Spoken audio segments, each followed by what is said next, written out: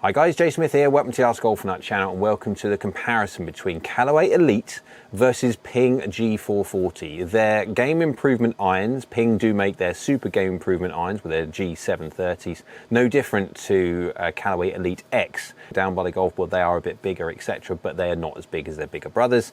And so when you're looking at lofts of these two golf clubs, they're sitting around about 29 degrees comparative to the 7-iron. There's slight differences for the set, but effectively these are lofted within reason, very similar. They all have tech inside their heads, and they can, if you want to go into full detail with the tech inside the heads, I've got full independent reviews of these on my channel. You can either go up and have a little look at the card at the top there when we're talking about individual golf clubs, or you can go on my video listing.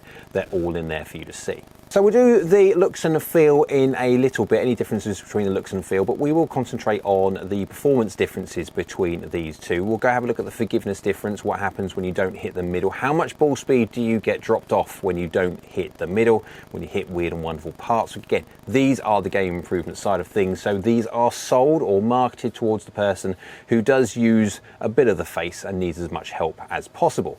On the screen you can see the heat map data if you haven't seen these before, where effectively this is a graphical representation of how much ball speed is dropped off per millimeter on the face. So you can see this is like we're looking at it face on. At the top here you've got plus 22 on the left hand side, that is the toe. You've got minus 22 on the right hand side, that is the heel. We have high and also low on there as well. We have that blue line. Blue line basically means the turf interaction line. That's around about 5 or 6 millimeters high on the face from where you should be hitting it. And again, if you're hitting it higher than that, you haven't got to worry about how efficient the top part of the face is, which it isn't, when you're hitting the ground first, because obviously you're going to be taking wherever you are out in the world first, rather than hitting that little white golf ball. But this is the Elite's heat map, so you can see it doesn't do bad whatsoever. The green is good, yellow is absolutely fine, orange is so-so, and red is please don't hit me there. And it doesn't go red anywhere on the heat map whatsoever. We're just even the worst parts were in the orange. But you can see at 20 millimeters on the toe of the Elite iron, we're losing around about 3%. Hasn't quite got into 4% yet. So 3% is not necessarily bad at all for a miss hit. Only losing 3% of your ball speed is pretty darn decent. Of course, ball speed is directly correlative to distance with an iron, but when you go over to 20 millimeters on the heel, you are now starting to lose around about 4 to 5%. Which is okay, no problem whatsoever. We're out into the yellow, starting to go into the orange. So if you are someone who's a bit more of a patterned heel striker, I would be a little bit wary of these. Different golf clubs do different things, and of course different golf clubs have different amounts of forgiveness in different areas depending. So this is why we do this kind of thing, so you can make sure you make a best decision possible based on knowledge of knowing where you miss-hit your golf clubs. And so if you look at low on the face as well, we're losing around about sort of 4 and 5% before it starts getting into proper thin territory. If you compare that to the G440, if anything, you'd say the green bob is slightly fractionally smaller. Again, when we're looking at 20 millimeters off of the toe, we're going into 4% rather than a 3% from the Callaway Elite. So the G440 is fractionally less forgiving. We are talking very small amounts, losing 1% more ball speed from these fairly extreme hits, 20 millimeters toe. And no different if you go to 20 millimeters heel, we're losing around about sort of 5%, but that's no different really to that of the Callaway Elites. We're not losing that much in the way of distance at all. And then when you're going low on the face, again, this is not really that much different, but you'd say again the Callaway Elite has a fraction advantage over low strikes. We're still losing around about sort of 5% or so before we start getting into dangerously thin stroke top territory. So that's the main forgiveness differences between these two. What we'll have a look at now is the radar chart. The radar chart basically gives you an understanding of what the forgiveness difference is as a whole when you're looking at all different areas. It's a bit more visually appealing, and then also what the flight differences, what the performance and the characteristics of the head, of the design differences between the two irons. Again, all this information with the heat maps, the radar charts, and also the SelfFit Tool, which you'll see for this 70, 80, 90 mile an hour swing speed after we do this, is available on my website www.askgolfnut.com. AskGolfNut.com, where we currently have 70 plus irons on the list to date. But you can see on there, if we have a direct comparison between the Elite, which is in blue, and the G440, which is in red, you can see exactly what we were seeing in the heat maps. The Elite just pips the G440 when it comes to ball speed retention. But you can see toe, heel, low, forgiveness overall, they are very, very similar. Again, I wouldn't really make that much of a choice between any of the two. When it comes to face speed, the G440 has a very fractionally faster face, but again, the G440's technology, no different to the Callaway Elite. There is quite a bit of help in there with very thin faces. Of course, with a game improvement iron, where they can cast and get access to the back, of course, they can really thin these faces out. Distance potential, just basically a measure of the distance when it comes to face speed and the other two that we'll have a look at in a sec, but within reason, they are very, very similar for what they are. And of course, if you look at the spin rates and launch factor, this is the interesting bit that does separate the G440 and the Callaway Elite. Now, the face spin rate and launch angle is effectively loft for loft adjusted. Everything is exactly the same, like well, these are the same lofted anyway, but all of the compares you'll see here is loft for loft adjusted. And so which one will launch the golf ball higher than the other one is a natural thing, and then also how well does it spin the golf ball.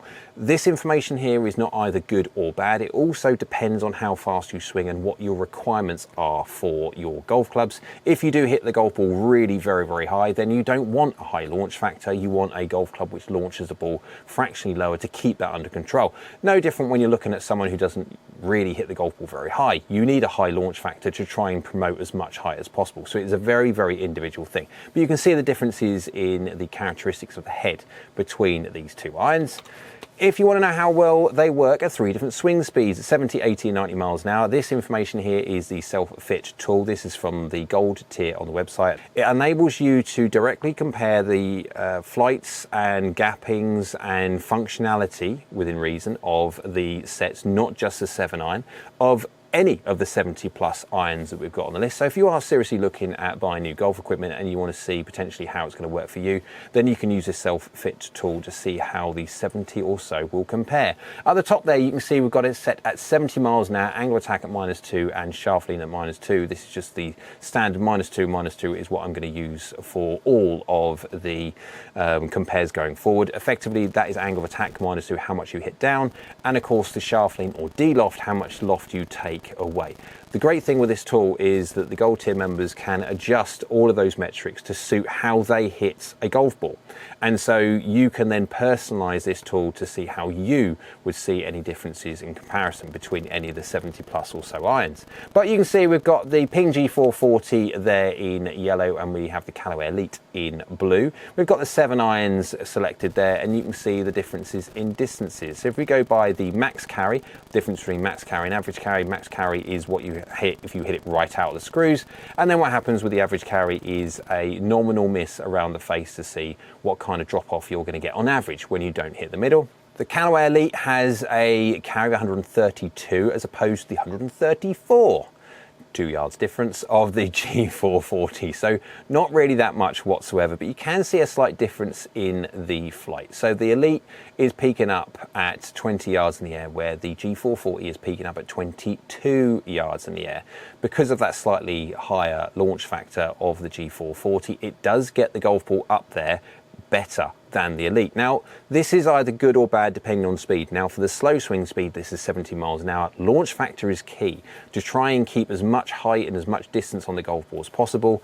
As a general rule, again, when it comes to the slower swing speed, that is what you want. You do get the odd occasional golfer that really does produce probably too much loft, too much in the way of trying to get the golf ball up there. And then the fact then, yes, the Elite would work better. But generally speaking, with a slower swing speed golfer, you'll see this benefit of having the higher launch factor in the G440. If you go to the 80 miles an hour now, it kind of changes around a bit. Not quite, but it does change around a bit in the distance. You've got the Elite going 158 yards, and no different within reason to 158. Look at the graphic at the bottom, it's very, very close. That is the difference between 1 yard in rounding. It is that close.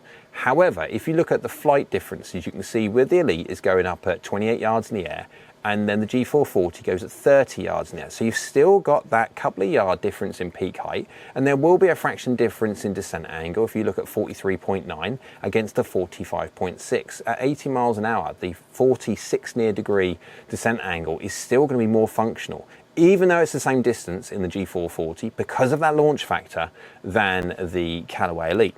If you go to the full-on 90 miles an hour now, you can see that carry for the Elite is now at 180 yards and 178 yards for the G440. Now, this is the interesting bit as soon as you start getting into, it's not say super high speeds, but fairly high speeds at 90 miles an hour, and the distance as it goes faster would then increase.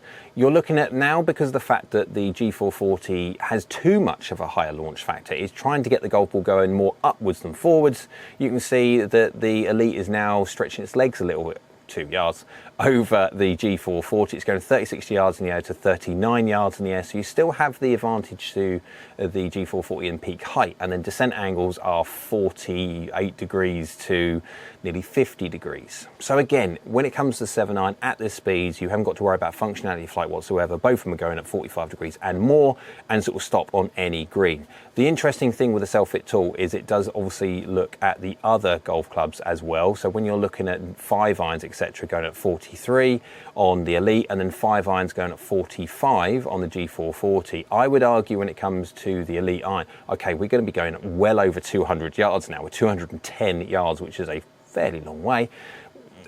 For me, the Elite, with the strong lofts that they are, it doesn't or isn't necessarily as functional as I would want it, and so I would then potentially move into a hybrid, where with the G440 I could absolutely use the 45 degree 5-iron. Again, that's going 210 yards of carry. I don't use a 4-iron personally in my set. Why? Because of the fact that I have to hit it as high as I possibly can do to keep that golf ball going into a green with a 4-iron at 45 degrees or more. The problem is that is now very much so a one-dimensional golf club. I want to be able to use the golf club as normal, and it hits 45 degrees, so that means I can hit it high if I need to for a certain type of shot. I'm already kind of pigeonholed into a singular type of shot with a 4-iron. So I move into a hybrid because it allows me to get to the golf ball going into a green at this very, very similar distance with more control. So as a conclusion of the Callaway Elite against the PING G440, let's go have a look at looks and feel first, and we'll do the performance and forgiveness conclusion in a bit. But these are game improvement irons, which means they are not the smallest. No, they're not. They are definitely of the confidence-inspiring dimensions. Now, of course, they do have their super game improvement counterparts when it comes to the G730 and also the Callaway Elite X, which is slightly bigger. But these are definitely not small golf clubs. So if you are someone who needs a bit of real estate, what a bit of confidence in that, then these will suit you down to the ground. And no difference in feel either between these two golf clubs. Hitting them, again, you can hit these over and over and over again. These are explosive. These are fairly, compared to a forging, very much so louder, higher pitched crack. Not quite. There are some golf clubs which sound like a gun going off, an horrific noise going off, but these aren't quiet. No, they're not. But then definitely, if you're going to be a golfer that wants a certain type of sound related to a strike, a little bit more confidence-inspiring pop, then absolutely these two will suit your needs completely.